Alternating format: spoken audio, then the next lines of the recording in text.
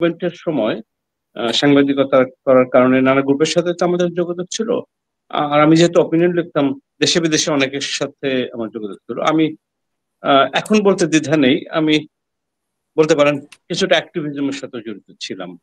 ঢাকা থেকে যে লেভেলে করা সম্ভব হয় সেই লেভেলে। এবং যে কারণে নিউ ইয়র্ক, লন্ডন, ব্রাসেলস অনেকের সাথে আমার যোগাযোগ ছিল। তো তাদের কাছে আমি শুনেছি এনায়েত করিমের কথা। এবং এনায়েত করিম ওয়াশিংটন, নিউ ইয়র্ক, ব্যাংকক এখানে বাংলাদেশের কারো কারোর সাথে মিটিং করেছেন। আমি কয়েকজনের নামও শুনেছি, যাদের দু একজনের নাম এখানে উচ্চারিত হয়েছে। এর বাইরেও কয়েকজন পলিটিশিয়ানের নাম আমি শুনেছি, বিএনপিতে, বিএনপির বাইরে, অন্য দলে। এবং যেটা খুব সারপ্রাইজিং ইনফরমেশন আমার কাছে মনে হচ্ছে, মিস্টার এনায়েত করিম, যদি আমি শোনা কথা বলছি, কিন্তু আমি কিন্তু নির্দিষ্ট করে বলতে পারছি না, শোনা কথা একেবারেই, মিস্টার এনায়েত করিম দাবি করেছেন যে উনি সিআইএ এর অপারেটিভ। তো এটা তো যে কেউ, আমাদের একজন খুব সম্মানিত ব্যক্তি ছিলেন, মারা গেছেন, ওনাকে ঢাকাতে সিআইএ এর লোক বলা হতো। উনি একদিন ফান করে বললেন যে আমার পক্ষে তো অপারেট করা কঠিন হয়ে গেল, যেহেতু সিআইএ এর লোক আমি, লোকেরা সবাই জেনে গেল, আমি এখন অপারেট করবো কেউ। তো এই ক্ষেত্রে সে নিজেই দাবি করেছে যে সিআইএ অপারেটিভ, এবং এইখানে আমার মনে হয় যে অনেকে বিশ্বাসও করেছে।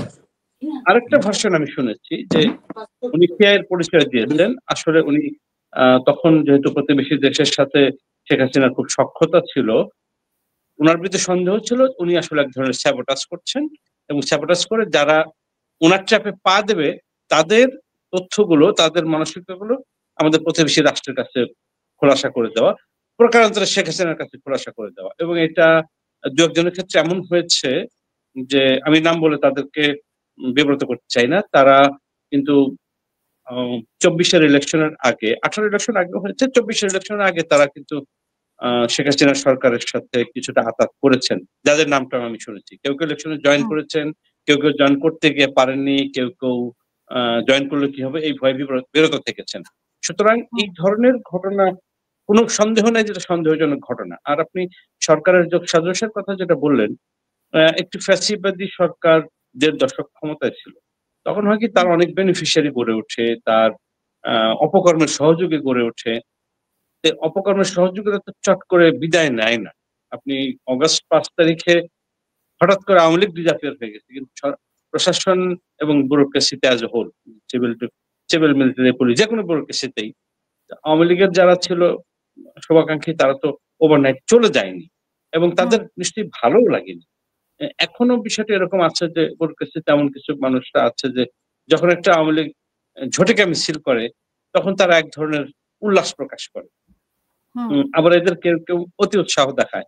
অতি উৎসাহ দেখানোর পরে মানে চলমান কাজের কিছুটা ক্ষতি হয়।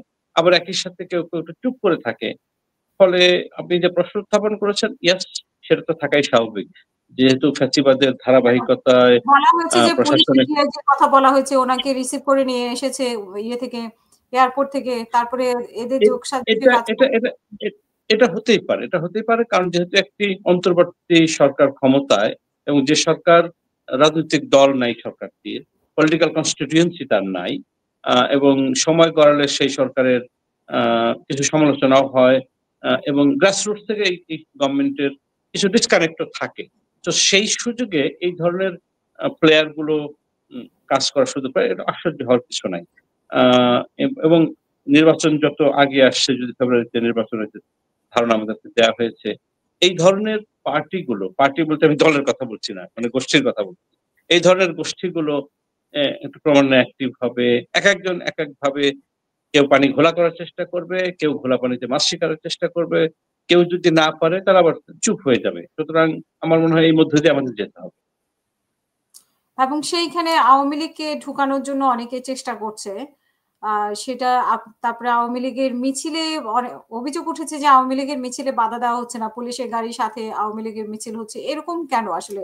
এখানে তো কয়েকদিন আগেও আমরা দেখেছি যে আওয়ামী লীগ মিছিল বের করতে পারতো না, জনতাই মার দিত। এখন জনতাও মারে না, পুলিশও ধরে না। না, আপনি যদি নোটিস করেন, যখন প্রফেসর ইউনূসের সরকার তুলনামূলক শক্ত অবস্থান নিয়েছেন, কিছু কিছু ক্ষেত্রে অ্যানার্কি কমেছে, দু এক জায়গাতে অ্যানার্কি থাকে। অ্যানার্কি শব্দটা শুনলে অনেকে ভয় পেয়ে যায়। বিপ্লবের পরে অ্যানার্কি কিন্তু একটা অনিবার্য ব্যাপার, এটা খুব স্বাভাবিক ঘটনা। কিছু কিছু ক্ষেত্রে হতেই পারে, এটা নিয়ে অস্থির হওয়ার কিছু নেই। কিন্তু যখন সরকার পাওয়ার কনসলিডেট করতে পারে, যখনই করেছে দেখেন, তখনই কিন্তু মিছিল কমে এসেছে, মিছিল ছোট হয়েছে। হুম?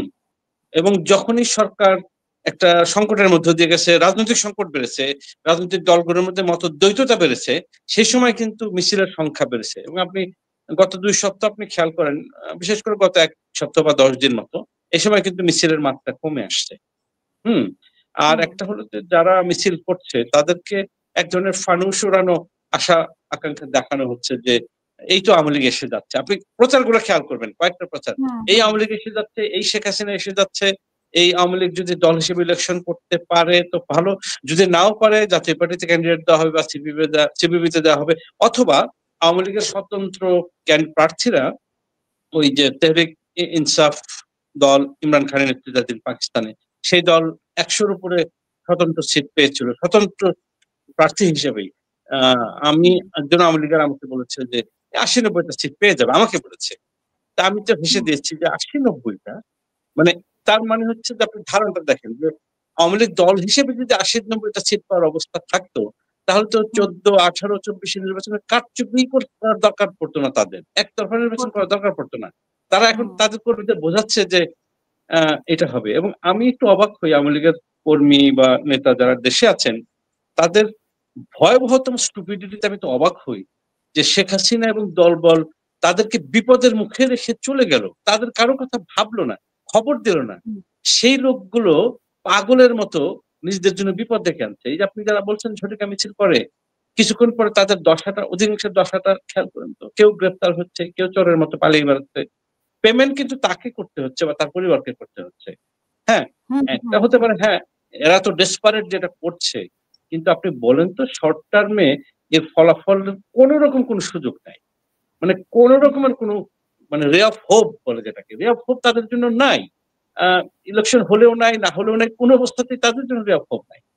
সুতরাং এটা একেবারেই স্যাবোটাজ ছাড়া অন্য কিন্তু কিছু না। এখানে আপনার কি মনে হয় যে তারা স্বতন্ত্রতে থেকে মানে তারা ইলেকশন করতে পারে বা জাতীয় পার্টি থেকে এরকম মানে বিভিন্ন আশঙ্কার কথা আমরা শুনতে পাচ্ছি যদি তারা না স্বতন্ত্র তো তারা ইলেকশন করবেই। ধরেন এমনও হতে পারে ফরিদপুর বা গোপালগঞ্জ এই অঞ্চলে যদি ধরেন তাদের খুব আওয়ামী লীগ মাইন্ডেড কাউকে স্বতন্ত্র ক্যান্ডিডেট ফিল করতে পারলো না, ভয় হোক যে কোনো কারণে, দেখা গেল যে ওখানে একজন বিএনপি নেতা বিদ্রোহী হিসেবে দাঁড়িয়েছে। ওই লোক বিএনপির নাম, কিন্তু ওই ওই লোকের পিছনে হয়তো আওয়ামী লীগ থাকবে বা জাতীয় পার্টির নাম হয়তো ওখানে আওয়ামী লীগ থাকবে। অথবা একেবারে বাইরে থেকে আসছে একদম ভদ্রলোক মানুষ, আওয়ামী লীগ মানে কোনো না কোনো ভাবে তার ক্যান্ডিডেট রাখার চেষ্টা করবে স্বতন্ত্র ফর্মে। সুতরাং এটা তারা করবেই। এবং আওয়ামী লীগ দল হিসেবে কিন্তু খুবই নির্বাচনমুখী দল। মানে ফলাফল যাই আসুক, আওয়ামী লীগ নির্বাচন সাধারণত বাদ টাদ দেয় না ঐতিহাসিকভাবেই। আপনি বাংলাদেশে দেখেন আ 96 এর ১৫ ফেব্রুয়ারি নির্বাচন বাদে আওয়ামী লীগ কিন্তু বাংলাদেশে আর কোন নির্বাচন বাদ দেয়নি। সমস্ত নির্বাচনে অংশগ্রহণ করে। হুম? ফলে আওয়ামী লীগ কোন না কোন ফর্মে নির্বাচন করে আ টিকে থাকতে চাবে। আশা করবে যে তারা পরে রিভাইভাল করা সম্ভব হয় কিনা। আর একই সাথে এখানে উম নানা রকম গোষ্ঠী আছে তো তারা সার্টেনলি স্যাবোটাজ করতে চাবে।